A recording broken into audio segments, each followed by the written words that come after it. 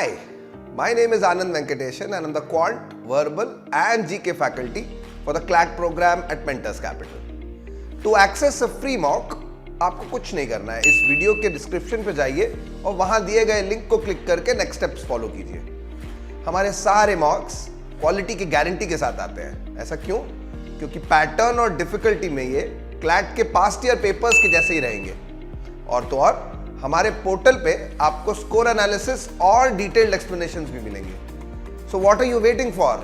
Access your free mock today. GK बहुत ही vast area है और इसकी तैयारी करते वक्त आपका एफिशिएंट होना बहुत ज्यादा जरूरी है। इसीलिए इस सीरीज में हर वीडियो में मैं एक हफ्ते का जीके और उससे रिलेटेड क्वेश्चंस आपके सामने प्रेजेंट करूंगा। मतलब ऑलमोस्ट 45 मिनट्स के इस वीडियो में आपको ऑलमोस्ट 100 क्वेश्चंस गेन हो जाएंगे, जिससे कि आपका नॉलेज सिग्निफिकेंटली इंप्रूव हो जाएगा। और तो और हर वीडियो में जो रिसर्च के लिंक्स हैं वो हम कंपाइल करके आपके साथ शेयर करेंगे। So let's start our class now. Hello friends and welcome to this video. आज के वीडियो में हम मार्च वीक 4 का जीके डिस्कस करेंगे। फॉर्मेट बिल्कुल स्ट्रेट फॉरवर्ड है। इस वीडियो में मैं मार्च वीक 4 के इंपॉर्टेंट टॉपिक्स आपको बताऊंगा। उन इंपॉर्टेंट टॉपिक्स पे, पैसेजेस पे मैं इंपॉर्टेंट क्वेश्चंस आपको दूंगा और उसके कुछ आंसर्स डिस्कस करूंगा।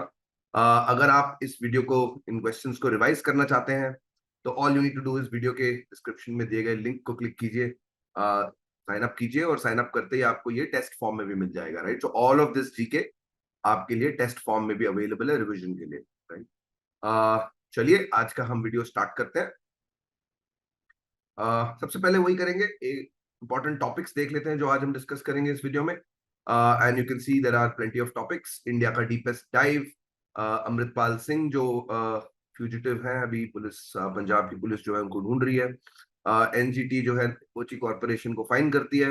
इंडिया बांग्लादेश का oil pipeline, telcos network cost demand करते हैं। सोल टोक्यो का attempt to renew their ties, human development interest index, supreme court का bench on the alternatives to hanging as a death penalty, right to health bill in Rajasthan, Kerala का waste to energy plant, petitions against the electoral bond scheme, old pension scheme पे जो पूरा फरार हो रहा है, pension reforms in France, not just in India, France में भी जो है पेंशन पे काफी डिस्टर्बेंसेस हो रहे हैं, काफी प्रोटेस्ट हो रहे हैं। Patent extension on J&J's TB drug, tuberculosis drug, Rahul Gandhi को जेल का टर्म हुआ 2 साल का, IPCC का क्लाइमेट चेंज रिपोर्ट, और India pushing for semiconductors as well as its failure to attract businesses. Right, तो ये इंपॉर्टेंट टॉपिक्स आज डिस्कस करेंगे। Let's start with our first topic.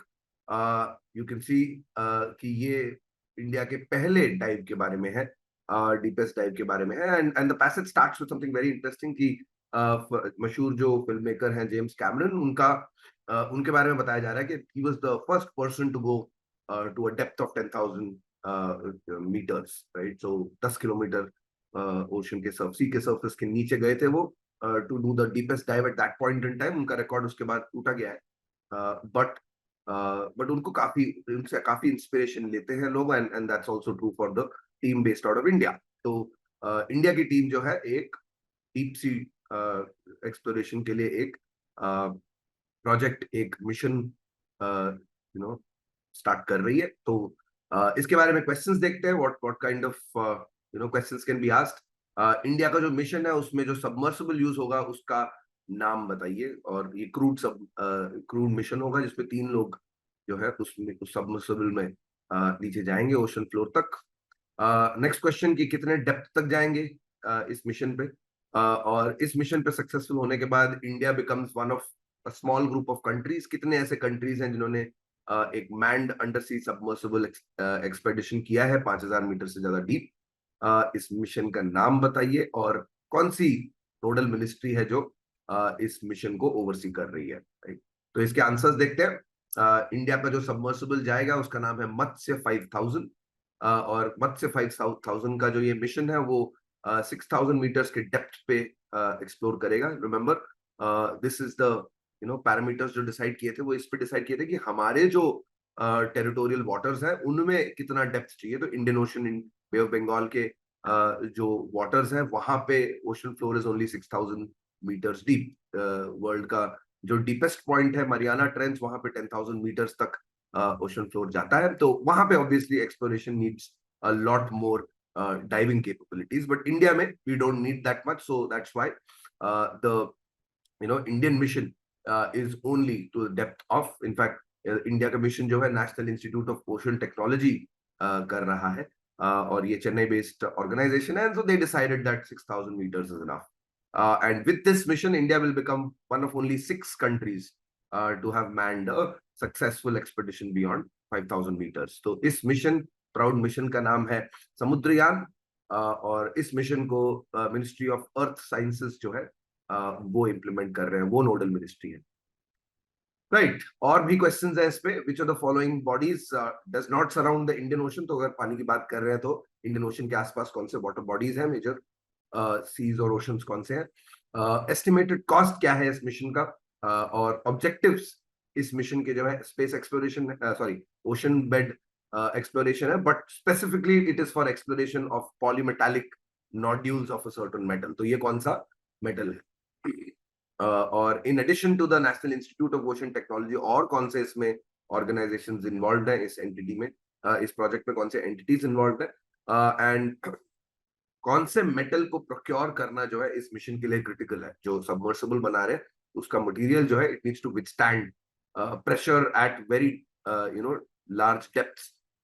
तो सारे मेटल्स इसको यूज नहीं कर सकते हैं. तो कौन सा मेटल है जो इसमें यूज होगा, और इस मेटल की शॉर्टेज ही है now with Ukraine war happening, Ukraine crisis happening, वो मेटल प्रोक्योर करना मुश्किल हो गया है. इसकी वजह से थोड़ा सा मिशन डिले भी हुआ है, और शायद आगे भी जाकर के डिले हो सकता है. राइट, तो ये कौन सा मेटल? तो इन क्वेश्चंस के आंसर्स देखते हैं. इंडिया का जो इंडियन सब कॉन्टिनेंट है उसके आसपास जो वाटर बॉडीज हैं, those are the Indian Ocean, the Bay of Bengal and the Arabian Sea. इसमें ऑप्शंस जब दिए थे मैंने इसमें क्वेश्चन में, तो उसमें पैसिफिक ओशन नहीं आता है. एस्टिमेटेड कॉस्ट इस मिशन का 4,077 करोड़ है, और इसमें से अभी ऑब्वियसली कुछ एलोकेट हुआ है, बाकी का जो है नेक्स्ट फ्यू इयर्स में एलोकेट होगा. 2024-25 तक ये मिशन चलेगा. और इस मिशन का one of the main objectives is to explore polymagnetic manganese nodules. और ये नोड्यूल्स जो ओशन बेड पे पड़े हैं, और अगर इन को सक्सेसफुली हमारे पास जो अवेलेबल रिजर्व्स हैं इन आवर टेरिटोरियल वाटर्स, अगर हम उसमें से 10% भी हम एक्सप्लोर कर लेते हैं, एक्सट्रैक्ट कर लेते हैं, it should last us in terms of energy requirement for the next 100 years, right? So that's huge, and that's why this mission is critical Indian government के लिए. और NIOT के अलावा, national Institute of Ocean technology के अलावा, इस mission पे ISRO, IIT Madras और DRDO, defence research and development organisation भी इसमें इन्वॉल्व है. और इस मिशन में जो सबमर्सिबल बन रहा है उसमें metal to make the submersible is the titanium metal, which is crucial to withstand जो high pressure उस depth पे होगा. right? So those are the answers. Next topic पे आते हैं. पंजाब पुलिस जो है अमृतपाल सिंह को चेस कर रही है. काफी मैनहंट हुआ इस पे, काफी न्यूज पे कुछ दिनों से ये फ्लैश कर रही है. और इस पे I am sure most of you know the basic details, but इस पे देखते हैं क्या कौन से क्वेश्चंस बन सकते हैं. तो अमृतपाल सिंह जो है कौन से सिख सेपरेटिस्ट ग्रुप के हेड है, और 1953 में ऐसा कौन सा कमीशन कॉन्स्टिट्यूट किया गया था जो रेकमेंड कर रहा था कि भाई स्टेट बाउंड्रीज को रीऑर्गेनाइज किया जाए. उस पर्पस को स्टडी करने के लिए कौन सा कमीशन कॉन्स्टिट्यूट किया गया था, क्योंकि ऑब्वियसली खालिस्तान का डिमांड है, तो ऑब्वियसली सेपरेटिज्म के बारे में you can get some questions. तो पंजाब का स्टेट जो है कब रीऑर्गेनाइज हुआ था, and this reorganization was the demand of the local Sikhs in Pakistan, in Punjab, जिनकी डिमांड थी पंजाबी सूबा. राइट, हमारे लिए एक नया टेरिटरी कार्व आउट होना चाहिए, सूबा. तब स्टेट का रिक्वायरमेंट था, not for an entire different country, but that has obviously changed over the years. And in this exercise जब पंजाब को रीऑर्गेनाइज किया था, तो पंजाब स्टेट को कितने स्टेट्स में स्प्लिट किया गया? Right, it's very interesting question. I hope you get this right. And lastly, way back ऐसा हुआ था जब ये खालिस्तान की मांग हुई थी, तो न्यूयॉर्क टाइम्स में एक एडवर्टीजमेंट निकाला गया था, which proclaimed the birth of the of Khalistan. Right. So ये कौन से साल में हुआ था? तो इसके आंसर्स देखते हैं. जो अमृतपाल सिंह है वो वारिस पंजाब दे करके एक टेररिस्ट सॉरी सेपरेटिस्ट ऑर्गेनाइजेशन है, उन उसके हेड हैं ये. और स्टेट्स रीऑर्गेनाइजेशन कमिटी जो है 1953 में अपॉइंट की गई थी to to sort of explore the reorganisation of state boundaries. और 1966 में पंजाब को जो है, पंजाब का जो ओरिजिनल स्टेट था आफ्टर इंडिपेंडेंस, उसको ब्रेकअप करके इनफैक्ट 3 स्टेट्स में बांटा गया. These 3 states were Punjab itself and Haryana, but also the the state of Himachal Pradesh, right? So these were the areas that were carved off. और इसी बात से जो है the खालिस्तान मूवमेंट को काफी दुख पहुंचा था. जो पंजाबी सूबा मूवमेंट है, उनको लगा था कि भाई हमारे मांगे पूरी होनी तो छोड़िए, हमारे साथ ज्यादती हो रही है, क्योंकि हमारे काफी सारे territories and these are valuable territories have been handed over to neighboring states, and इसको जो है काफी adversely उन्होंने व्यू किया था. This actually led to a lot of turmoil in the state at that point in time, and eventually led to the Khalistan movement जो 1980s में जो है स्नोबॉल किया था, राइट. और 1971 की बात है जब खालिस्तान के बर्थ का जो है प्रोक्लेमेशन न्यूयॉर्क टाइम्स के एक एडवर्टीजमेंट में निकाला गया था. तो जो हम आजकल देख रहे हैं ये अटेम्प्ट वेयर खालिस्तान मूवमेंट के रिपरकशंस जो है दूसरे कंट्रीज में हो रहे हैं, ये पहली बार नहीं हो रहे हैं, ये 1971 में पहली बार हो चुका है, right. So that should really be. और भी हम क्वेश्चंस देखेंगे. अब हम अगर सिख सेपरेटिज्म की बात कर रहे हैं तो उसी टॉपिक पे कंटिन्यू करते हुए इंदिरा गांधी ने जो है जो सिख मूवमेंट की डिमांड हुई थी, खालिस्तान मूवमेंट की डिमांड हुई थी, जो इंटेंसिफाई हुई थी after reorganisation of the state of Punjab. तो इंदिरा गांधी जी ने जो है इंडियन आर्मी को ऑर्डर किया था on June 1st 1984 to sort of enter Amritsar में, गोल्डन टेम्पल में एंटर करिए और वहां के टेररिस्ट को टेक ओवर कीजिए, उनको कब्जे में लीजिए, और जलियांवाला सॉरी जर्नैल सिंह भिंद्रावाला को जो है आप न्यूट्रलाइज करिए. तो इस मिशन को, इस ऑपरेशन को क्या नाम दिया गया था? एंड फाइनली पुलिस एक्शन जो अभी हुई है अमृतपाल सिंह पे, तो इसके रिटेलिएशन में जो है the Sikh communities in different countries they actually vandalised Indian facilities, Indian missions को, उन्होंने बिल्डिंग्स को जो है उन्होंने वैंडलाइज किया है. तो ये कौन से लोकेशंस को हुए, राइट. तो इसके आंसर्स देखेंगे. ऑपरेशन ब्लू स्टार नाम है उस फेमस ऑपरेशन का जो इंदिरा गांधी जी ने अनाउंस किया था, जो ग्रीन सिग्नल दिया था टू नैप भिंद्रावाला. और ये काफी इनफेमस है बिकॉज आर्मी को भेजना to a place of religious worship and one that is a holy site for Sikhs. तो ये काफी कंट्रोवर्शियल भी रहा है, और इसके वजह से उनको भी काफी रिटेलिएशन फेस करना पड़ा था. In fact eventually she was assassinated by her own Sikh bodyguards, right. And जो क्वेश्चन अमृतपाल सिंह के बारे में है कि उन पे पुलिस एक्शन जब हुई तो Sikh organisations in the state of in Canada, sorry, in UK and in the United States in San Francisco, they vandalized the Indian High Commission office in UK and the Indian consulate in San Francisco. तो इन offices को vandalise किया, और obviously Indian government ने जो है foreign office ने जो है इसको काफी स्टर्नली देखा, and they reprimanded, in fact they demanded action against those nations. In fact India ने आई थिंक यूके का मिशन भी बंद कर दिया था for a brief while, right. So that's there. Next topic देखते हैं. This is about the National Green Tribunal and then them imposing a fine on the Kochi Corporation. 100 crore का उन्होंने फाइन किया, क्योंकि ब्रह्मपुरम एरिया में जो है एक डंपिंग साइट है, वहां पे एक फायर जो है बहुत दिन से ब्लेस कर रही है, बहुत दिन से आग लगी हुई है, और उसके टॉक्सिक फ्यूम्स जो है ऑब्वियसली सिटीजन्स को अफेक्ट कर रही है, राइट. और ये फायर जो है नई बात नहीं है, ये काफी it's been happening year on year, और हर साल जो है they keep giving excuses and they say okay we fix it, but it really never gets fixed. और इसी बात को मद्देनजर रखते हुए जो है एनजीटी नेशनल ग्रीन ट्रिब्यूनल ने उन पे एक फाइन, कॉर्पोरेशन पे एक फाइन इम्पोज किया है of 100 crores, right? And this fine is obviously to as compensatory, क्योंकि ये to install safeguards and obviously to compensate for victims of this tragedy. तो इस पे क्वेश्चंस देखते हैं क्या बन रहे हैं. नेशनल ग्रीन ट्रिब्यूनल कब एस्टैब्लिश हुई थी, और एनजीटी के जो है प्रेजेंट चेयरपर्सन कौन है, और एनजीटी के कितने बेंचेस जो है अक्रॉस इंडिया कॉन्स्टिट्यूट किए गए हैं। और 2022 में एक कंसल्टेशन पेपर में गवर्नमेंट ने जो है कुछ वायलेशंस एनवायरनमेंट लॉ के जो है डिक्रिमिनलाइज करने की बात करी है, राइट। तो इनफैक्ट द पॉइंट इज कि गवर्नमेंट ने बोला कि भाई फाइन हमने रखा है, सॉरी इनको क्रिमिनल ऑफेंस बनाया है, और क्रिमिनल ऑफेंस और प्रोसिक्यूशन के डर से things are not really dissuading these individuals and these companies. So instead of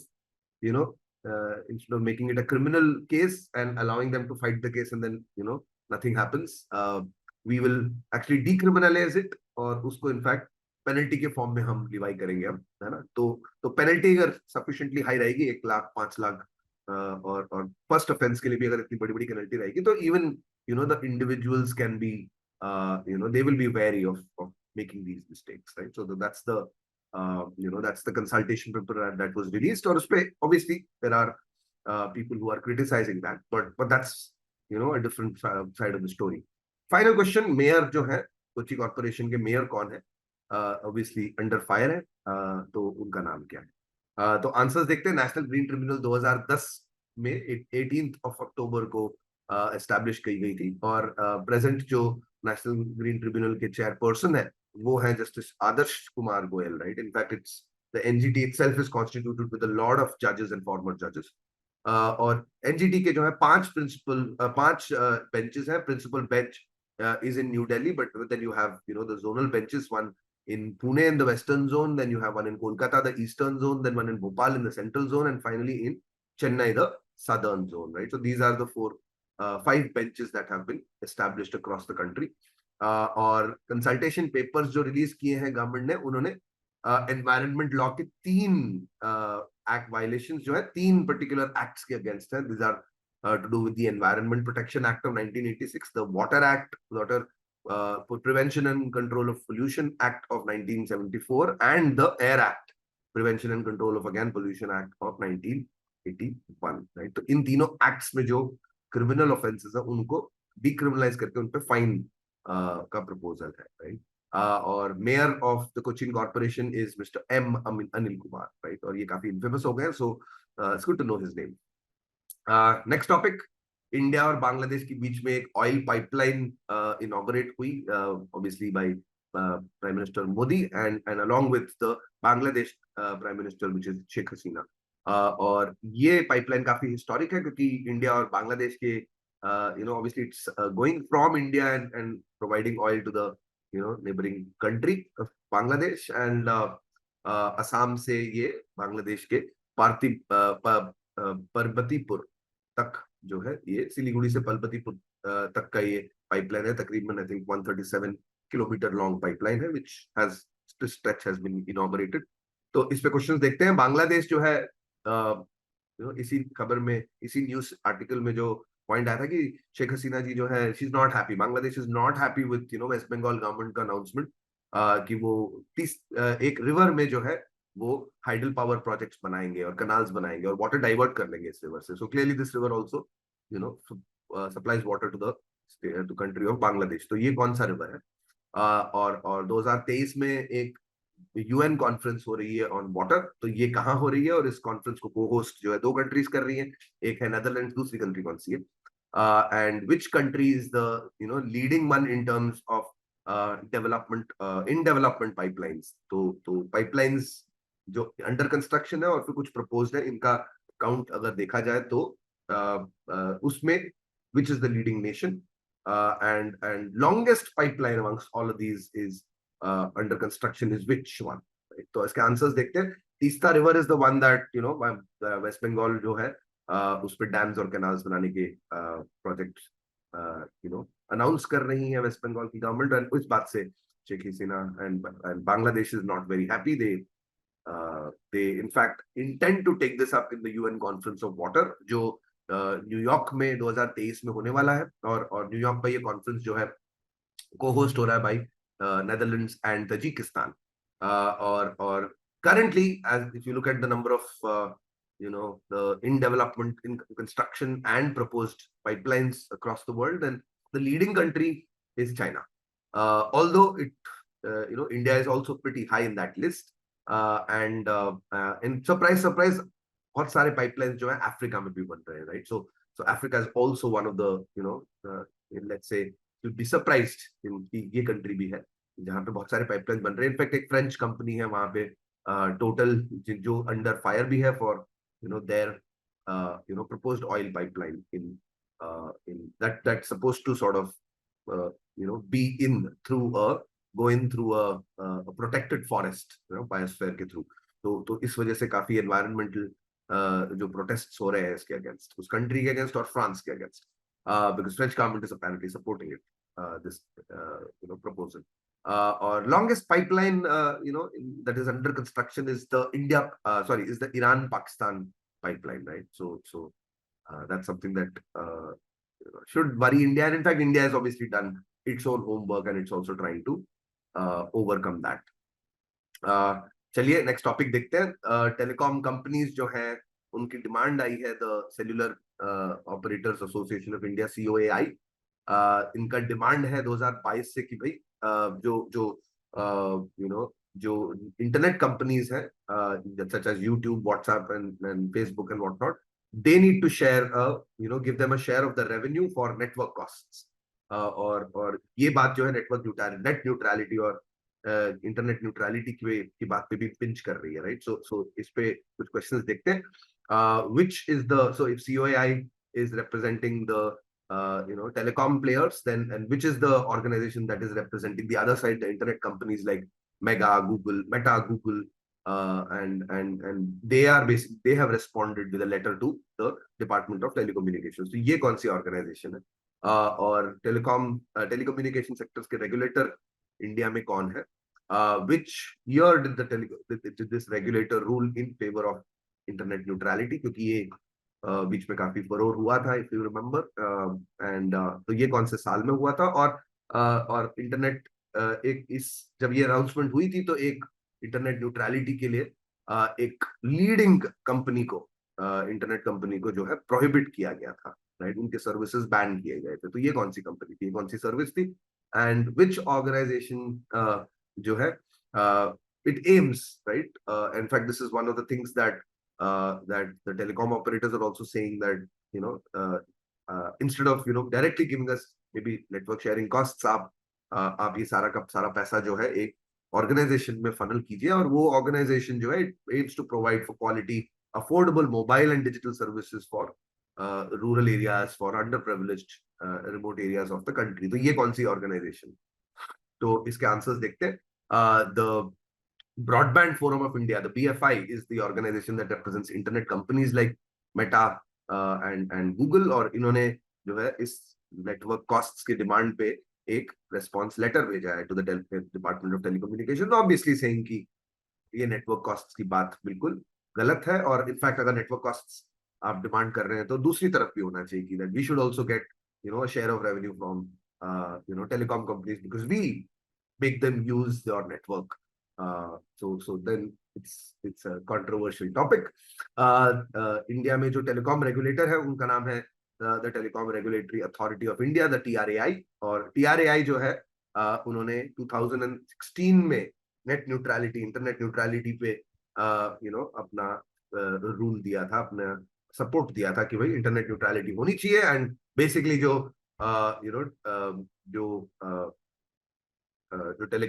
telecom service providers है, तो service providers need to the net neutrality means basically the internet service providers cannot differentiate between service A, service B, service C. They have to be neutral to all the platforms, to all companies and brands, right? So that's the idea. And because of this they banned उन्होंने ban किया था ये Facebook का programme called free basics.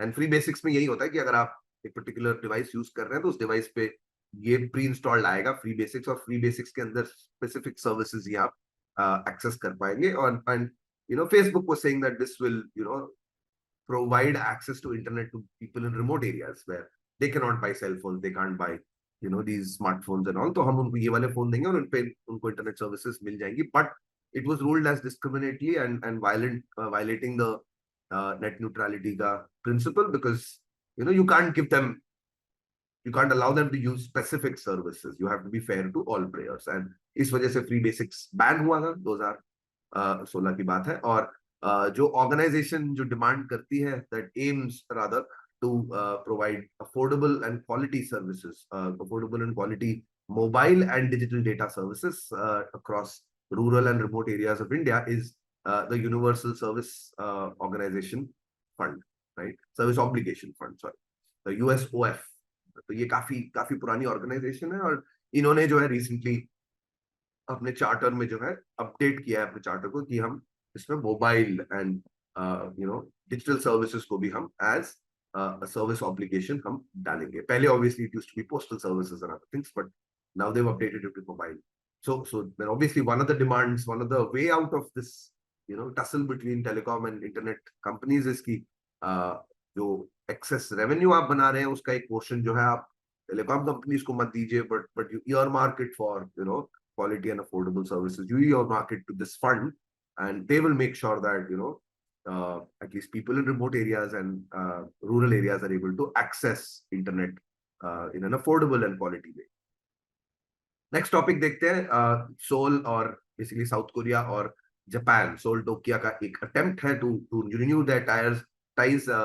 ये काफी historically it's been a fractious sort of relationship. तो खबर ये है कि भाई साउथ कोरिया ने बोला कि हम एक मिलिट्री शेयरिंग पैक्ट को फुल्ली इंप्लीमेंट करने के लिए हम राजी हैं, and we will basically come join our forces to combat North Korea and Pyongyang. And पुरानी बातें हम भूल जाते हैं, राइट? सो एंड दीज पुरानी बातें, the bone of contention is कि जापान ने जो है साउथ कोरिया में फोर्स्ड लेबर का यूज किया था during the war, during the second world war. तो in fact first and second world war, right? So इस पे क्वेश्चन देखते हैं।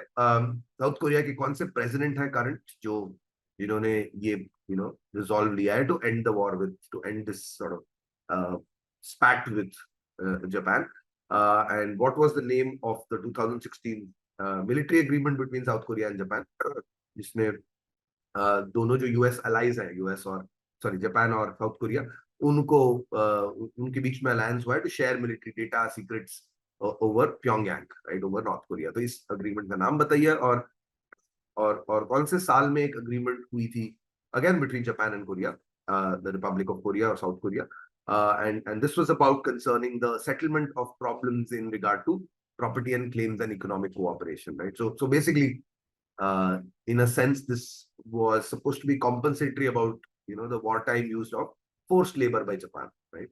तो basically Japan जो है it occupied South Korea का land area, South Korea का country, they had occupied it for a period from between 1910 and 1945, which is when the Second World War ended. और उस पीरियड में Japan is alleged to have used forcibly asked citizens of Korea to work in Japanese firms, and this forced labor is what is the bone of contention. तो इसके बारे में एक agreement कब sign हुई थी, where obviously numbers were also discuss कितना settlement होगा। तो वो सेटलमेंट कितना था, right, that South Korea received from Japan, right? तो इसके आंसर्स है the current South Korean president is Yoon Suk Yeol, और इन्होंने रिन्यू किए हैं ties, and he wants to basically renew the the military partnership which is called the GSO MIA, the GSO MIA, or the General Security of Military Establishment Military Information Agreement, right? तो basically हम military secret share करेंगे, information share करेंगे about North Korea and Pyongyang and its plans and how we can sort of combat it, because we are the two neighbors of North Korea, and we have the most sort of to gain in this partnership. और 2020 में एक agreement sign हुई थी between Japan and South Korea, and this was about the settlement of property and claims, and in fact वो 1965 में ये agreement sign हुई थी. So I'm gonna sort of correct that for you. So the year in which this agreement was signed was actually 1965, है ना? और 1965 में इस agreement में जो है Japan agreed to pay compensation of $300 million to Korea, and it's weird how that played out, because that settlement was given, the funds were transferred, but eventually that money was not used. It was in fact dissolved. That fund that was created was dissolved by South Korea, and well, I think Japan, and even though this agreement was signed, and in this agreement it clearly says this is the final settlement, right? इसके बाद आप बोल नहीं सकते हैं कि भाई कुछ बातें रह गई हैं, कुछ compensation वाली चीजें जो है address नहीं हुई हैं, but that's not what South Korea, they are saying. They are saying no, this doesn't address all the issues, and we still want, compensation needs to be provided by these Japanese companies for forced labor, and there's a lot of sort of popular support for this stance of South Korea. So it's a political issue, right? And the opposition government, is demanding. It's actually saying कि भाई South Korea के जो president है वो weak है, coward है, और इस action से हम नीचे दिख रहे हैं, तो काफी retaliation हो रही है. So it's very difficult for the South Korean government, current government, to, in fact, अभी भी जो है उन्होंने बोला है कि हम, we'll go ahead and we'll sign this, we'll renew this deal. And in fact, South Korea has now said that, okay, we'll pay this, compensation that people are demanding. We'll pay it from our own pocket. So South Korea is now paying it because Japan has refused, and those Japanese firms have also refused, right? So instead of making it worse, South Korea जो present president है उन्होंने बोला कि नहीं हम पे करेंगे, right? इस पैसे को हम fund करेंगे, but that's not really, that's not getting any support back in Korea. So any day this decision might be, this position of South Korea might change. But obviously it's also interesting to understand ये कौन सी दो companies थी जो were involved in the forced labor controversy, right? दोनों Japanese firms है, और इसका जवाब, इसका आंसर है, these two companies, very famous companies, are Mitsubishi and Nippon Steel, right? And well, even though they had indeed made a contribution to that $300 million that was paid as compensation, but now they have taken a very hard stance saying we won't do anymore, we won't apologize. So it's kind of snowballed. Next topic देखते हैं, Human Development Index के बारे में है, and in fact the passage specifically talks about India and its stagnating position on the Human Development Index. And well, the author is somebody who's an expert on HDI, तो वो introduce करते हैं कि 1990 में HDI, the Human Development Index was introduced as an alternative to other economic measures like GDP and etc. कि ये सब economic measures हैं, हम country के measure success को don't measure it purely on just how well the economy is doing. It has to be on development of human index, right? So HDI measure होना चाहिए, right? 1990s में ये बात हुई थी. तो इस पे क्वेश्चंस देखते हैं कि 2021-22 का जो रिपोर्ट आया है, ह्यूमन डेवलपमेंट रिपोर्ट, उसमें इंडिया का रैंक क्या है out of the 191 countries that have been measured, and इस मेजरमेंट में कौन से इंडिकेटर्स यूज होते हैं, how many indicators are used, and these indicators पे जो डेटा मेजर करती है फ्रॉम डिफरेंट कंट्रीज, उस डेटा को on the three indicators, उसको how is this average calculated across the indicators, and methodology involves obviously the calculation of what, which specific statistical metric is used. और India में state wise अगर आप देखते हैं तो which is the state which has the highest HDI score? In fact, it's equally intriguing to understand which is the state with the lowest HDI score, right? So इसके answers देखते हैं. India का rank जो है human development 2021-22 की report में, it's 132, and came in for a lot of flack. Indian government came in with a lot of flack because India was actually behind a lot of our neighbors like Pakistan and Sri Lanka, right? And so well, it's very controversial. Obviously depending on which side of the political spectrum you are, आप इसको या तो इस news को एक tool की तरह use करेंगे कि भाई India needs to do better, which I think we should, but at the same time the other party will argue कि भाई ये these indices measured by the Western world are complete farce and data is not reliable. We can't be worse off than some of these nations, and I partly agree with them also, right? But that doesn't take away from the fact that we haven't done enough. Anyway, coming back, कौन से indicators use करते हैं to measure the HDI, right? So 4 measures use होते हैं, 4 indicators use होते हैं: the life expectancy at birth, the mean years of schooling, the expected years of schooling, and finally the gross national income per capita. And generally these four measures are indicators that measure a country's development in terms of three aspects, right? And these three aspects are life expectancy or duration of life, the knowledge, and the standard of living, right? So decent standard of living है कि नहीं। तो ये तीन major aspects हैं जो human development में feed in होते हैं, और ये जो चार इंडिकेटर्स इसमें यूज होते हैं जो मेजर किए जाते हैं, इनका जो है ज्योमेट्रिक मीन कैलकुलेट करते हैं to calculate the to sort of rank countries on the HDI. And Indian states में अगर आप देखेंगे तो number one rank of a state is that of Delhi. It's not surprise, it's not Kerala or and surprise, it's Goa also is very ranks very high in terms of the Human Development Index, and the poorest rank amongst all Indian states is that of Bihar, right? Although it's improving, but it's still the worst. Okay, next topic देखते हैं। Supreme court का bench मतलब in fact it's hearing, it's a constitutional bench which is looking at what are the alternatives to hanging until death for capital punishment. तो D Y Chandrachud और justice PS Narasimha ने जो है उन्होंने इनफैक्ट ये बोला कि हम एक कमिटी भी बिठा सकते हैं to study various data on various methods of the death sentence and assess which one is better, which one is worse, and whatnot. In fact, इस पे काफी iterations हो चुके हैं. So in the past, there's also been a question of is one method. So the idea is that the death penalty, death by hanging, is seen as a barbaric way of killing, right? That's the court's position on it, and so obviously we do consider that death penalty जो है rarest of rare case में ही देना चाहिए, but उसमें execution का method जो है gruesome, brutal नहीं होना चाहिए, इतना barbaric नहीं होना चाहिए. So what alternative can you use, and which method will cause least amount of sort of suffering to the person who's being convicted? क्योंकि point वही है कि at the last minute the convict tends to suffer a lot.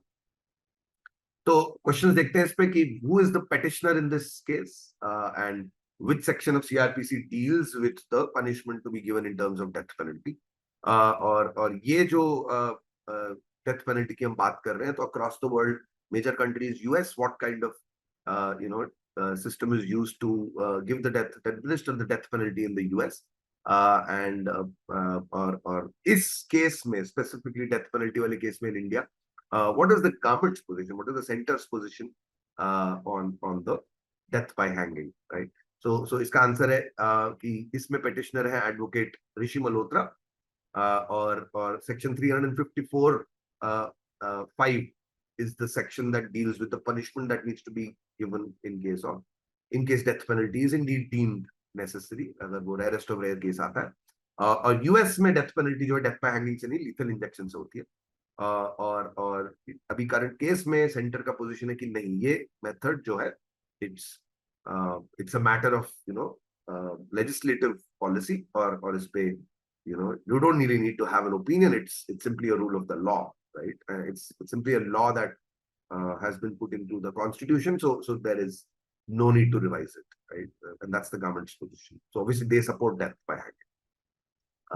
इस पे और भी दो questions हैं. वो अभी कॉन्स्टिट्यूशनल बेंच है जिसमें 5 जजेस बैठ रहे हैं इस केस में, बट इससे पहले एक 3 जज का बेंच था जिसने सितंबर 2022 में कॉन्स्टिट्यूशनल बेंच की मांग करी थी, और they wanted this constitutional bench to lay out a real and meaning hearing to a convict, कि मतलब convict को fair chance देना चाहिए to prove that is it the rarest of rare cases or not, or are there other extenuating circumstances जिनको हम consider करना चाहिए, or only after doing that due diligence should capital punishment be accorded, right? So इस 3 जज bench को जो है lead करने वाले कौन जज थे, और रेयरेस्ट ऑफ रेयर केसेस का जो स्टिपुलेशन है, का जो कंडीशन है for awarding the death penalty in India, ये कौन से लैंडमार्क केस से फ्लो डाउन होता है, राइट? सो इसके आंसर्स देखते हैं.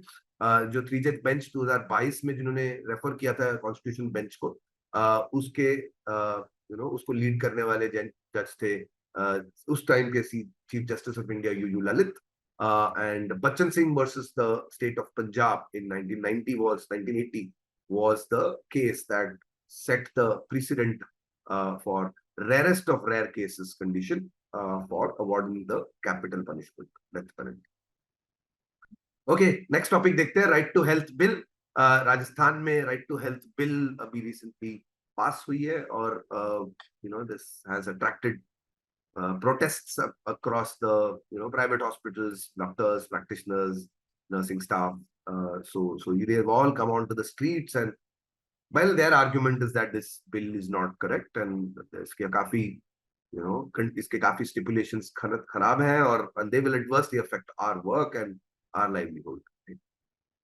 तो इस पे क्वेश्चन देखते हैं। सुप्रीम कोर्ट ने जो है कब रूल किया था कि भाई life, the right to life under article 21 also includes the right to health. तो ये पहली बार, in fact this is also a precedent for this particular position की राइट टू हेल्थ बिल जो है मैंडेट करता है कि आप अगर आपको क्रिटिकल इलनेस होती है तो state has the responsibility of giving you treatment, of giving you health care, right. But this is already built in a previous case. Supreme court का केस था जब उन्होंने रूल किया था कि right to health is included in the right to life, article 21। तो ये कौन से साल में जजमेंट आई थी? 2018 की बात है, जब एक ऑर्गेनाइजेशन में ड्राफ्ट किया था चार्टर ऑफ पेशेंट राइट्स, और इस चार्टर को जो है they needed to implement, needs to be implemented across states, right. तो ये कौन सी ऑर्गेनाइजेशन थी? एंड राजस्थान में एक और स्कीम है जो life insurance, medical insurance provide करती है to up to a limit of in fact limit बढ़ाया गया है अभी 25 लाख पर एनम पर फैमिली कर दिया गया है, and in fact it's free of cost, and if you are you can also pay and buy it. But ये कौन सा स्कीम है राजस्थान का? और राजस्थान में लाने वाले ये दोनों स्कीम्स लाने वाले जो चीफ मिनिस्टर हैं वो कौन है? Obviously, which party does he belong to is also an intriguing question. And which largest medical organization, physician or association, has also supported the protests in Rajasthan, right? तो ये कौन सी मेडिकल फ्रेटर्निटी की organisation है, right? तो इसके answers देखते हैं। 1996 में रूल किया था सुप्रीम कोर्ट ने कि राइट टू लाइफ जो है also includes right to health, and the National Commission of Human Rights was the one that introduced the charter, that drafted the Charter of Patient Rights and asks the state government to implement it. And Chiranjeevi Swasthya Bima Yojana, this is the life insurance scheme जो Rajasthan government ने enact किया है, और इसमें limit भी like I said 25 lakh का limit डाल दिया है, बढ़ा के रखा है the upper limit for medical insurance, right. And chief minister Rajasthan पर फैमिली आई, राजस्थान के चीफ मिनिस्टर श्री अशोक गहलोत, और Indian medical association is the apex sort of physician का एसोसिएशन इन इंडिया, और इन्होंने राजस्थान के डॉक्टर्स को इस प्रोटेस्ट में उनको समर्थन दिया है। बोला कि नहीं, ये the bill that you passed is it's very open-ended. It's a lot of cases, it doesn't even say who's supposed to provide medical care. Are all private hospitals supposed to provide for it, and what happens in who pays for the money, क्योंकि इस पे cost कौन bear करेगा, और cost bear करने का कोई आपने प्रोविजन, इनफैक्ट कोई क्लियर डायरेक्शन नहीं दिया है। So these are some of the points that are being raised by the protests. Next topic पे आते हैं। केरला में एक वेस्ट टू एनर्जी प्लांट, पहला waste to energy plant project जो है कोझिकोड में केरला गवर्नमेंट ने अनाउंस किया है। इनफैक्ट ये पहले भी अनाउंस हो चुका है। सो पहले in the past it was announced. When was the first time this was announced? And since then, obviously the delay has been because they wanted to get the land cleared up and get the required permissions, and it's their state apathy at place also. But पहले जो है ये कब decision कब लिया गया था to construct a waste to energy plant? Dry waste को कन्वर्ट किया जाता है, so there is also some processing involved with the waste, but the proposed site जहां पे ये solid waste to energy plant establish किया जाएगा, इस साइट पे जो है इससे पहले क्या थी, राइट? और ये जो वेस्ट टू एनर्जी प्लांट बनी जाए प्रपोज की जा रही है, वो कितना एनर्जी, कितना पावर जनरेट करेगी, right? And there is a Japanese firm which is supposed to provide technical support to the upcoming plant, and this organization has a past record of having helped set up a lot of waste to energy plants across the world. तो ये कौन सी organisation है? और finally Kerala के chief minister कौन है, right? So these are easy questions answer 2018 में पहली बार जो है मूव किया गया था the waste to energy plant and before the proposed plant in that site जहाँ पे ये plant proposed है वहाँ पे एक solid waste treatment plant थी, right? So it was already doing something with the waste, but that has now needs to be replaced with this proposed plant. 2022 में देखिए आकर के 2023 में आकर के हम अभी वही बात कर रहे हैं 5 साल बाद. And this proposed plant is supposed to generate as much as 6 megawatt of power and will be assisted. The plant का project जो है JPE Engineering Limited जो है Japanese firm है which has expertise in building in executing projects for waste to energy projects across the globe. And China Chief Minister Kerala के जो है वो है Pinarayi Vijayan, right? He's also been in the news quite often. Well next topic देखते हैं कि electoral bond scheme controversial है बहुत ज्यादा और उस पे एक पेटिशन भी फाइल किया गया है. There are I think 4-5 petitioners who have been demanding कि भाई आप इसको इमीडिएटली स्टॉल कीजिए इलेक्टोरल बॉन्ड्स को क्योंकि अभी इलेक्शंस आ रहे हैं. Before the next election sort of come around please stop this issue of electoral bonds. And उनकी डिमांड ये है कि इलेक्टोरल बॉन्ड्स जो है ट्रांसपेरेंसी के लिए लाए गए थे, ब्लैक मनी अवॉइड करने के लिए लाए गए थे, बट ये तो वही काम कर रहा है ना कि क्योंकि it's nameless, it's faceless, it's identityless. So who buys the bond? Well, is not declared, which means that that you could have the government being supported by these major corporates and they could just without showing their support they could just buy electoral bonds. So that's a big point that has been raised and it's been heard. ये जो है constitutional bench अभी इसको सुन रहा है. Chief justice of India जो है D.Y.. Chandrachud वो इस मैटर पे इन्वॉल्व है. काफी सारे लीडिंग एडवोकेट्स ऑब्वियसली पिटिशनर की साइड से आर्ग्यू कर रहे हैं, राइट? सो इस पे क्वेश्चंस देखते हैं कि ये जो इलेक्टोरल बॉन्ड्स की बात कर रहे हैं तो कौन सा एक्ट था जिन्होंने पॉलिटिकल पार्टीज को foreign contributions, foreign companies with subsidies in India को अलाउ किया था टू फंड पॉलिटिकल पार्टीज. तो ये पहली बार कौन सा एक्ट था जिसने अलाउ किया था और इलेक्टोरल बॉन्ड्स यूज करने का ऑप्शन कौन से एक्ट ने दिया था इंडिया में?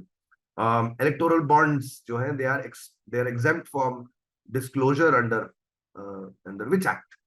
क्योंकि डिस्क्लोजर होना चाहिए कि ये एक्ट ये इलेक्टोरल बॉन्ड है किसका, but you don't need to declare. So this comes under which act? काफी कंट्रोवर्शियल है ये बात.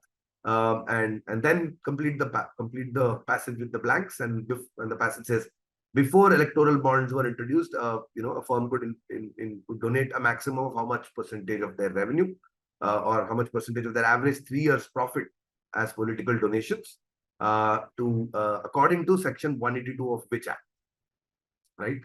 और final question इस topic पे है कि सुप्रीम कोर्ट ने भी फाइनेंस मिनिस्ट्री को 2019 की बात है अप्रैल की उनको बोला था कि भाई ये window of purchasing electoral bonds इस विंडो को रिड्यूस किया जाए टू 5 days, राइट? तो ये जो रिडक्शन बोला है ये इससे पहले बिफोर दिस सुप्रीम कोर्ट का direction what was the duration for which during which the electoral bonds could be purchased, right? So इसके आंसर्स देखते हैं. The finance act in 2016 allowed companies foreign companies with subsidiaries in India to also fund political parties in India. पहले ये allowed नहीं था. फिर finance act 2017 का was the one which allowed electoral bonds in India and electoral bonds को जो है according to the Representation of People's Act 1951 obviously उसमें amendment है which makes them exempt from disclosure. Or before the electoral bonds were issued, companies could donate a maximum of 7.5% of their average 3-year ka net profit, right? And this was according to section 182 of the Companies Act. और supreme court की 2019 की ruling जो थी वो उसने 10 days से 5 days तक purchase का ड्यूरेशन सेट किया था, रिड्यूस किया था, right? So earlier it was 10 days, now it's become 5 days. Next topic, the pension scheme, right? The new pension scheme has come, but there are still demands for the old pension scheme and a lot of people across the board. अभी भी कुछ states में काफी सारे जो states हैं वो demand कर रही है कि भाई ओल्ड पेंशन स्कीम को वापस लाया जाए. तो this has been a very very controversial topic. Obviously for the government of India, it means ki, will we be able to bear the burden for providing pension to so many government employees across the board. And क्योंकि cut off date set किया है इसमें कि new pension scheme कब किन किन employees को किस डेट से लागू होती है, right? So but then there is a lot of protest on that. So इस पे क्वेश्चन देखते हैं. पे कमीशन जो है पहली बार का इंस्टीट्यूट किया गया था, और पहले पे कमीशन के जो चेयरमैन थे वो कौन थे? करंटली कौन सा सेवेंथ पे कमीशन करंटली निकला है, करंटली अप्लाई हो रहा है, एट्थ पे कमीशन आने वाला है. सो सेवेंथ पे कमीशन जो है सेंट्रल गवर्नमेंट ने कब कॉन्स्टिट्यूट किया था, and which year was the new pension scheme introduced in India? And introduction के टाइम पे उन्होंने सेट किया था कि उस साल तक, उस साल के बाद जो है न्यू पेंशन स्कीम एप्लीकेबल होगा for any employ. and as in comparison to the old pension scheme, new pension scheme में जो है कंट्रीब्यूशन जो है कौन देता है, राइट? तो इसके आंसर्स देखते हैं. 1946 में पहला पे कमीशन इंस्टीट्यूट किया गया था, which was chaired by Srinivas वरदाचार्य. और 2014 में जो है सेवेंथ पे कमीशन ने जो है सेवेंथ पे कमीशन को सेटअप किया गया था. So it's been some time, as you can see almost 10 years में एक बार एक पे कमीशन सेटअप होता है to look at salaries and to look at what should be the increase in the salary and whatnot. And 2003 की बात है जब पेंशन स्कीम चेंज किया था, न्यू पेंशन स्कीम लॉन्च किया था, एंड कट ऑफ डेट भी 2003 का ही है, right? And as compared to the old pension scheme, नए पेंशन स्कीम में government, which is the employer as well as the employee, right? Both of them make contributions towards the pension, right? And so that's the new thing in the new pension scheme, and that's also something that people are protesting about. Next topic पे आते हैं. Pension reforms और pension के against protest जो India में ही नहीं, France में भी हो रहे हैं. France has realized that well, our population is aging, which means pension, and because it's aging, there are fewer young people who will pay for this pension, because pension contributions in France, the state sort of gives pension to people in pensionable age, but ये pension जो है fixed pension जो मिलता है हर महीने लोगों को, citizens को, उसका फंडिंग, उसको जो फंड जो क्रिएट करना पड़ता है उसके लिए, वो कंट्रीब्यूशन जो है in the form of taxation and in the form of people's contribution only it comes, right? So the government realise कि भाई ये सस्टेनेबल नहीं है, और हम for us to be able to pay out pensions in the future we need to change the ruling slightly. So what they have done is that उन्होंने pensionable age बदल दिया है, 62 से 64 किया है. और this obviously has met with a lot of sort of protests across France, and trade unions and have come out to the streets, and basically काफी violent protests हो रहे हैं, right?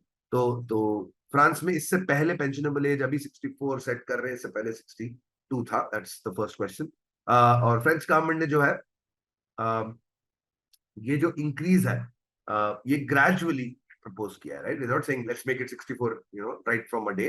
So every month the every year it will increase by a few months till it reaches 64 by the year 2030. So how many months are added every year retirement age में? और current France के जो current prime minister है वो कौन है?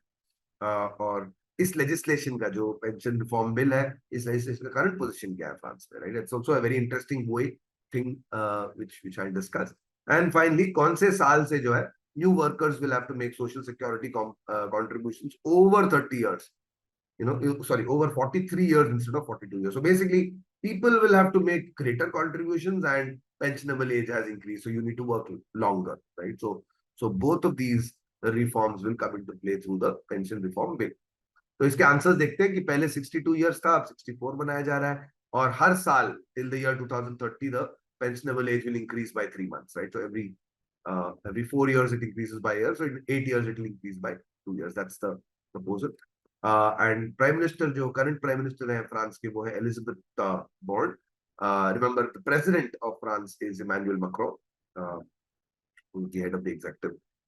And the status of the current proposal of the current bill is that it's been passed, right? But it's been passed by circumventing the voting process, क्योंकि constitution के special provision को use करके बिना voting के ये bill pass करी गई है. And that has created even more furore, क्योंकि law makers are saying, how can you bypass us, how can you not take our opinion and not hear our position on this? because it affects everybody, right? And in fact, opposition ने जो है दो no confidence votes भी pass किए हैं, which are not expected to sort of go through, but nonetheless make a big point. And well, from 2027, आपका contribution 43 years के लिए, लोगों का, the workers का in France will make contribution for 43 years instead of 42 years. In order to draw a full pension, in order to be eligible for a full pension, right? So that's the way that this changes. Next topic देखते हैं. J&J Johnson and Johnson का एक tuberculosis का drug है जो 2023 में जो है इसका एक्सपायरी होती है इसकी, आई थिंक जून जुलाई में, और पेटेंट एक्सटेंशन के लिए उन्होंने क्लेम फाइल किया है, and that has been rejected by the patent office, Indian patent office. So that's a great decision, landmark decision, but it's also a controversial one because एक and पे आप बोलते हो कि हम इसलिए हम पेटेंट मना कर रहे हैं क्योंकि it should be available for manufacturing and not being so expensive because royalty payments need to go, right? So it should be not be this cheap, this expensive, and at the other end obviously you need to protect the rights of the company. उन्होंने R&D पे इतना पैसा खर्च किया है तो they need to be able to recover it back, right? So that's the classical sort of capitalist versus socialist mindset. तो इस पे क्वेश्चंस देखते हैं. फार्मा कंपनीज की एक स्ट्रैटेजी है जहां पे पेटेंट एक्सपायर होने से पहले वो पेटेंट में माइनर चेंजेस करते हैं और फिर पेटेंट रीफाइल करते हैं, right? So that the patent remains active for a longer duration, right? Remember, patents are valid only for 20 years. So when they expire, these pharma companies will make minor changes and then file the patent again. So what is this strategy called? Or those are 22 में UK के एक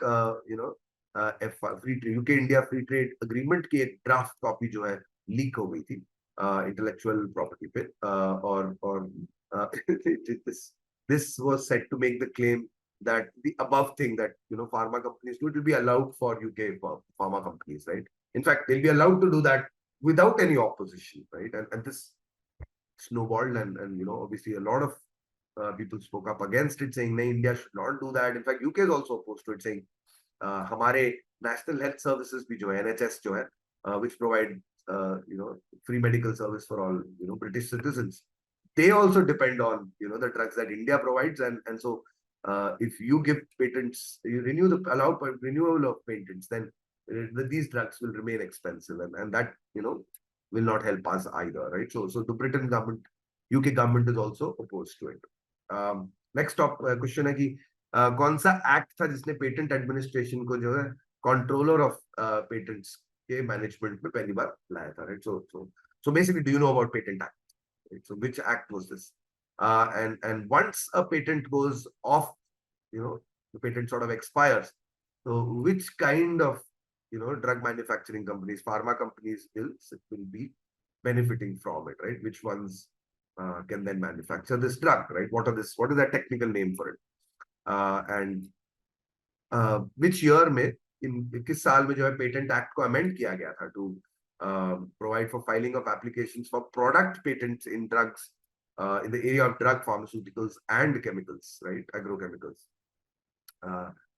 जब मतलब obviously ऐसे patents पहले allowed नहीं थे, but amendment करने के बाद वो अलाउ हुआ था. तो ये अमेंडमेंट जो है कौन से साल में हुआ, right? So let's look at the answers. Evergreening is the name of the strategy where drug companies try to sort of extend the patent and renew it under minor changes. Or UK का I think I gave the answer inadvertently previously, but UK और India का FTA था, and उसके ही documents leak हुए थे which talked about evergreening and automatic evergreening, or rather evergreening without any opposition by India, right? So that's next question का answer है कि पहली बार controller and of patents in India के मैनेजमेंट के अंदर पेटेंट्स को लाया गया in the year 1911 by the Indian Patents and Designs Act, right? And generic drug manufacturers हैं जो ऑफ पेटेंट ड्रग्स को फिर बनाते हैं at once the formulation is taken off patent, they can manufacture it for cheap and they can price these drugs cheap. And a major Indian organizations, Indian pharma companies are into the generic drug manufacture trade, right? So they will benefit quite a bit from it. और 1999 में ये allow किया गया था for protect product patents and in the areas of drugs in and pharmaceuticals and also agrochemicals, right? So that happened through an amendment passed in the Patent Act in the year 1999. Next topic देखते हैं. काफी सनसनीखेज खबर आई थी कि सूरत की एक court ने जो है राहुल गांधी जी को 2 साल का जेल टर्म दिया है in criminal defamation case against filed by the petitioner, and this was about a remark that he made कि सारे चोर जो है उनका नाम मोदी क्यों होता है, right? And this got him into a lot of trouble, and now it's expected to be challenged in court, in the higher court. But इसमें क्वेश्चंस देखते हैं कि ये जो केस फाइल किया गया है श्री राहुल गांधी पे, उसमें पिटिशनर का नाम क्या है, किस सेक्शन के अंडर जो है ये ये पीनल, किस आईपीसी के कौन से सेक्शंस के अंडर ये केस फाइल की गई है, और इंडिया का कौन सा लैंडमार्क केस था जब एक according to that landmark case, Supreme court का केस था ये, कि एक लॉ मेकर जिनको 2 साल की सजा हो जाती है, उन पे क्या restrictions डाले जाते हैं, right? And this comes from that particular judgment, right? So what is that judgment, what is that restriction, and और ये जो लैंडमार्क केस था वो कौन सा लैंडमार्क केस था, right? And finally section 8(4) of a particular act basically provide करता है कि 3 महीने मिलने चाहिए to a lawmaker in order to appeal a particular in a particular case, in a particular criminal case, and in that period we can still continue to act as a lawmaker until this case is disposed of, right? So ये एक section में included है of which act, right? Is the 3-month window granted? So answers हैं इसके कि BJP के MLA हैं श्री पुनेश जोश मोदी, जिन्होंने ये केस फाइल किया राहुल गांधी के अगेंस्ट, और सेक्शन 499 और सेक्शन 500 आईपीसी का है, जिसके अंडर क्रिमिनल डेफेमेशन आती है, और इसी सेक्शंस के अंडर जो है राहुल गांधी पे केस फाइल की गई है. And in a landmark case lily Thomas versus the union of India 2013, तब ये एस्टैब्लिश किया गया था कि अगर कोई भी लॉ मेकर जो है उसको 2 साल की सजा अगर हो जाती है तो वो ऑटोमेटिकली डिस्क्वालीफाई हो जाते हैं, इमीडिएटली जो है वो कैंडिडेट पार्लियामेंट से डिस्क्वालीफाई हो जाते हैं unless the order is stayed by the higher court, right? Which hasn't happened yet. So Rahul Gandhi is almost certain to be disqualified as an MP. Or this judgment sort of nullifies the previous act, section 8(4) of the Representation of People's Act 1951. उस act में कहा जाता है कि भाई अगर किसी law maker पे केस फाइल होती है तो 3 महीने का अवकाश दिया जाएगा for him to file an appeal and get the case dismissed. So that 3-month window has been proven, has been struck as unconstitutional by the court, right?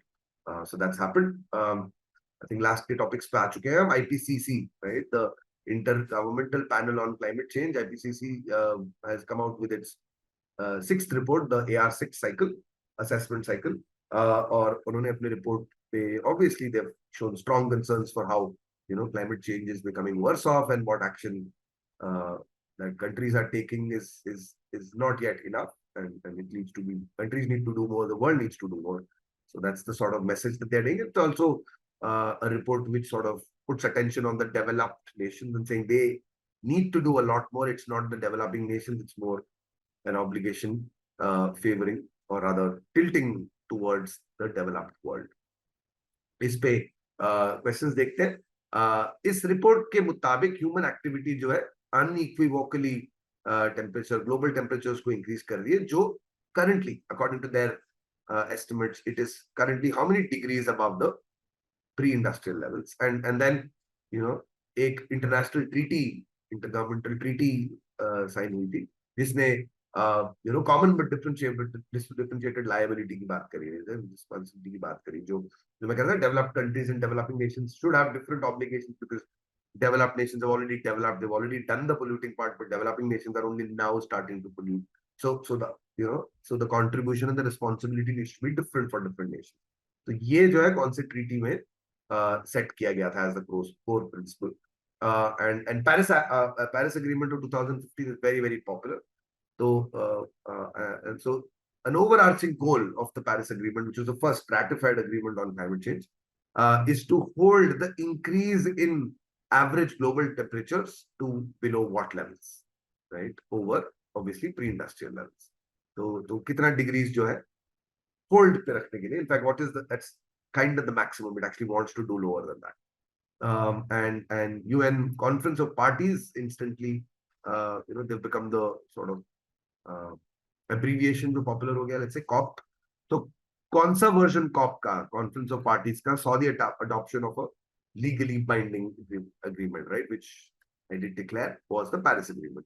तो Paris Agreement जो है वो कौन सा Conference of Parties पे था? Answer, well, current measurements के according 1.1 degrees का average global temperature increase हुआ है to pre-industrial levels. And it's alarming because the Paris Agreement says 2 degrees पे हमें temperature increase को hold करना है, and the actual target should be 1.5 degrees, right? So if it's a target of 1.5 degrees, then we've come alarmingly close to that, already. And the UNFCC is the name of the treaty between these nations across the world on climate change, right? The United Nations Framework Convention on Climate Change. And UNFCC का जो Conference of Parties होते हैं almost annually, the 21st COP happened in Paris, and that saw legal ratification of the on climate change action, right, by almost 196 parties. इस पे 2 questions और हैं कि India के nationally determined contributions के बारे में बात करते हैं. NDCs, which every signatory, every country that ratifies this COP21 Paris Agreement, they take NDCs, right, and then they try to achieve them, right? So India's NDC, we'll talk about 2 NDCs. One, कि emissions को कितने percentage of GDP, emission intensity of its GDP को कितने percentage से reduce करना है by 2030 over the emission intensity of GDP back in 2005. So you have a measure for 2005, तो 2030 का measure जो है उस emissions intensity के level से कितना percentage कम होना चाहिए by 2030. Number 2, कितना percentage of the cumulative electric power installed capacity की power जो generate होगी इंडिया में, उसकी installed capacity, not the usage capacity, installed capacity में कितना portion जो है non fossil fuel based energy sources से आनी चाहिए by again the year 2030, right? So the answers to these, well, 45% से reduce करनी है अपनी emissions intensity of GDP को. India has taken that number. In fact, it's an updated number actually. It was, I think, lower, 40% or lower before. And again, 50% of all the power installed capacity needs to be from non-fossil fuel based energy resources, right, by 2030, right? So those are 2 of India's NDCs, 2 of the big ones, quantified ones. Next topic पे आते हैं.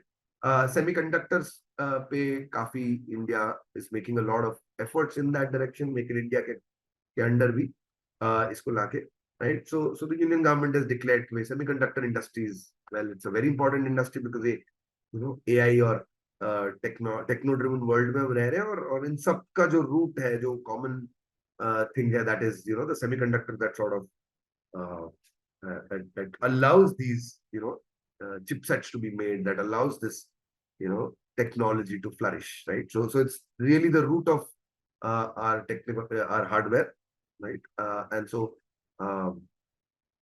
it's also an area where China has taken a lead, because I think एक organization ने announce किया है कि China, and this is one of the questions, कि there is an organization in the US that calls itself the voice of the US semiconductor industry, right, and seeks to sort of create policies that helps the industry grow, protects them from challenges and so on and so forth, which is this institution. And this institution has basically said that China has overtaken another country in terms of global share of fabrication of semiconductors, right? And so which other country has it overtaken? Is it the US? It's a question to ask. And according to this institution, India के बारे में भी इन्होंने comment किया है कि India has a opportunity to set up semiconductor companies which are not don't do capital investment and upfront इतना पैसा मत डालो. So they've recommended that you actually invest in the kind of companies that are less expensive and generate better profit margins. So what kind of companies is it talking about?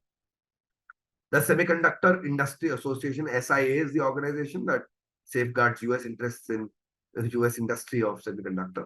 And according to their report, China has overtaken Taiwan as a leading fabricator of semiconductor. And according to the same organization, India has an opportunity to become, to sort of invest and set up more OSATs, which is outsourced semiconductor assembly and test companies, right? So don't really manufacture, but use these, manufactured, let's say, parts or components, and use them to assemble the semiconductor, the chip, and test those chips, right? Because you have that unique advantage, and this is not capital intensive. So that's their recommendation. But I mean, we need to take everything that the US says with a pinch of salt. Anyway, next few questions देखते हैं इसी topic पे. Act US में एक 2022 में एक act पास किया गया था जिसने obviously took notice कि भाई China is going to become the number one in semiconductor fabrication, so we need to do something about it. So they passed an act which gave a funding of 280 billion in subsidies and investments to the semiconductor industry, wanting to grow it obviously in the US. So ये कौन सा act था? And in fact globally there's been a push towards creating an alternative to China, right? So don't all set up offices and companies in China for semiconductors. Let's devise a parallel supply chain where different components can be manufactured by different companies. And so instead of making a monopoly, again like China, so you sort of break up the supply chain and set up different components in different countries, right? So that's a collaboration that is being sought. And what is the technical name for companies that turn silicon into semiconductors? What is that company called, right? This answer is CHIPS Act is the one that was passed in 2022, looking at an investment and subsidies to the tune of 280 billion for the semiconductor industry. And the technical name for companies that convert silicon into semiconductors is called a foundry. So foundry, तो basically SI ने बोला कि India को कि आप foundry companies मत बनाओ क्योंकि इस पे बहुत कैपिटल इंटेंसिव है, जेस्टेशन पीरियड बहुत हाई है. आप इनफैक्ट ओसैट कंपनीज बनाओ, which means outsource semiconductor assembly and testing की कंपनीज आप बनाइए. और लास्ट टॉपिक पे आते हैं. India fails to attract business. Basically China से बिजनेस बाहर जा रही है increasingly. We are seeing that across the globe, but India is not really failed to tap into that, those companies which are moving away from China. In fact, the benefit is going to Southeast Asian economies, but not to India, right? So what is this strategy world over that, we are saying ki investments China mein na karke, kahin aur kare, right? And not allow all your requirements to be dependent on China, right? So what is that strategy called? It's a strategy that's taken up by the US, India, and many European nations as well, right? And like I said, Southeast Asian economies and countries are benefiting from that global strategy. But which nations are, right? Which of them are big beneficiaries of the above strategy? In fact, question says which have not, but the question is which ones are. And according to the above report, India का competitive position pharmaceutical sector में जो है, अब उसके, it depends to a large extent on, it depending on China for bulk drugs or something else. What is that something else, right? That we depend on China for, and that is crucial to our pharmaceutical sector, right? और India में एक अभी एक bill introduce किया गया है 2000, in fact last year introduce किया गया था, to remove 42 central acts and decriminalize certain activities, some of which are very laughable, but others are quite serious. And these are offenses that invite jail term, right? So some of these are laughable, कि ये पहले भी थे as punishable offenses, and why the government needs to remove them at all. But then some of them are, critical for protecting the environment or, putting real safeguards in place, right? So it's a bit of a, difficult one, right? This bill. और finally ऐसी एक कौन सी scheme है जिसको even when assessed now, even though we are not attracting too much business from China, it's one of the schemes which could enhance India's capability to be a more attractive destination, right? So what is that scheme called, right? तो इसके हम answers देखते हैं अभी.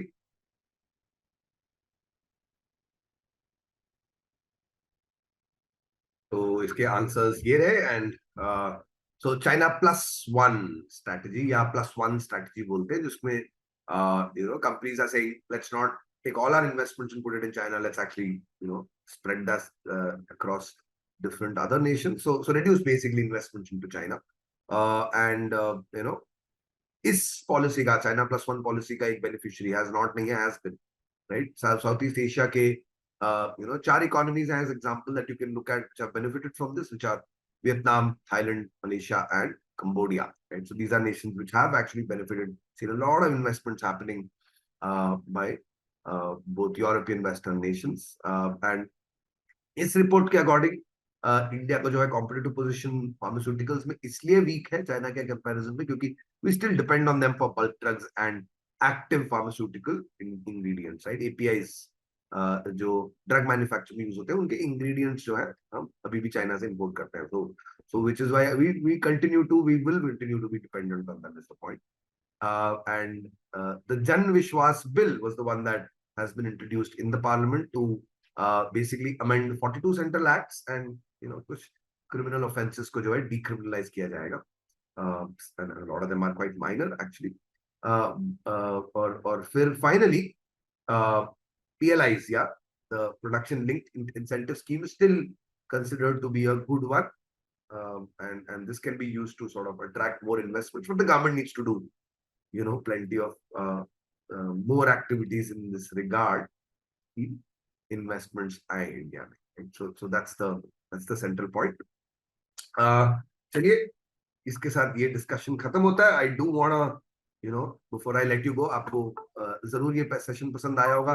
इस video को Thums up कीजिए, like कीजिए, शेयर कीजिए अपने सर्कल्स में. एंड जाते जाते जो मैं आपको मैसेज देना चाहता हूँ वो ये है कि एक तो इस वीडियो में दिए गए डिस्क्रिप्शन में जो लिंक है उस पर आप जरूर क्लिक कीजिए, जरूर साइन अप कीजिए. इसके बहुत फायदे हैं. फर्स्ट फायदा ऑब्वियसली इसकी, जो मैंने आज क्वेश्चंस डिस्कस किए हैं वो आपको टेस्ट फॉर्म में मिल जाएंगे. so maybe if you can learn these, you can take them as a test again, revise भी कर सकते हैं.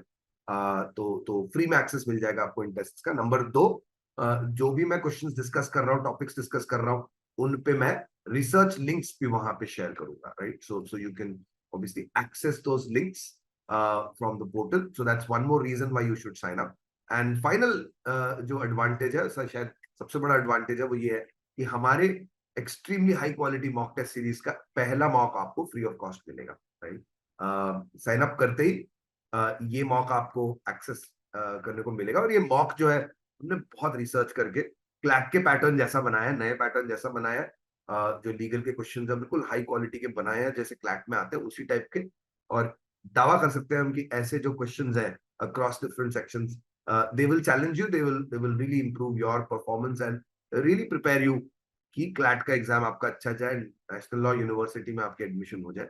और इसके लिए not just quality of test but also portal पे आपको जो एनालिसिस मिलेगी, आपको डिटेल सॉल्यूशंस मिलेंगे, ये सब भी हेल्प करेंगे, राइट?